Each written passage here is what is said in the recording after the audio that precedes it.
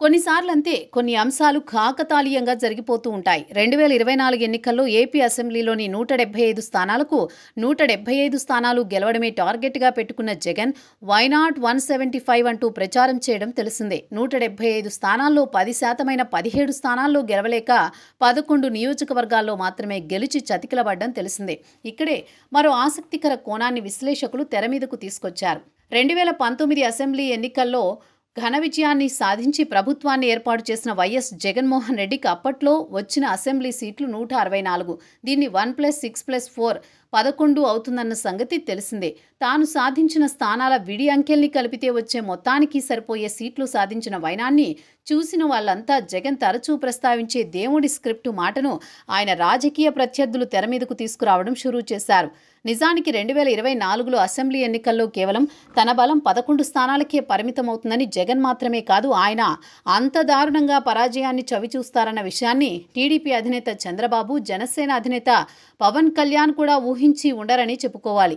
అలా 11 అంకెతో జగన్ ప్రయాణం మొదలైంది. ఊహించని దారుణ పరాజయానికి కారణం ఎవరన్న విషయాన్ని పక్కన పెడితే జగన్ జీవితంలో 11 అంకె ఈ దారుణ ఓటమితో ఎంట్రీ ఇచ్చింది. రాజధానిగా అమరావతిని ఏర్పాటు చేయాలంటూ జగన్ ప్రభుత్వంలో అమరావతికి చెందిన వారు పెద్ద ఎత్తున ఉద్యమం చేయడం తెలిసిందే. ఈ ఉద్యమాన్ని వైసీపీ నేతలు ఎంతలా ఎగతాళి చేశారో ప్రత్యేకించి చెప్పాల్సిన అవసరం లేదు. ఇదిలా ఉంటే అమరావతి ఉద్యమానికి సంబంధించిన ఒక ఆసక్తికర అంశాన్ని, దానికి జగన్ను వెంటాడుతున్న 11 అంకెతో పోలుస్తూ ఆ మధ్యన చంద్రబాబు చేసిన వ్యాఖ్య అందరినీ కనెక్ట్ అయ్యేలా చేసింది.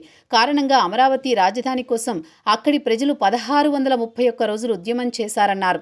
1631 అంటే 1+6+3+1 =11. సంఖ్యను ఒక్కో అంకెను విడివిడిగా కూడితే జగన్కు వెంటాడే 11 అంకె వస్తోంది. అలా తరచూ 11 వైసీపీ అధినేతను వెంటాడుతోంది. ఓటాన్ బడ్జెట్తో బండిలాగుతున్న కూటమి సర్కారుపై జగన్ చేసిన విమర్శల నేపథ్యంలో గత ఏడాది నవంబర్ 11 బడ్జెట్ సమావేశాలకు ప్రభుత్వం డేట్ ఫిక్స్ చేయడంతో తెర మీదకు మళ్లీ 11 వచ్చింది. కారణం క్యాలెండర్లో నవంబర్ 11 నెలలో ఉండడం. తేదీ సైతం 11 నాడే బడ్జెట్ సమావేశాల కోసం అసెంబ్లీ షురూ కావడంపై అప్పట్లో హాట్ టాపిక్గా మారింది.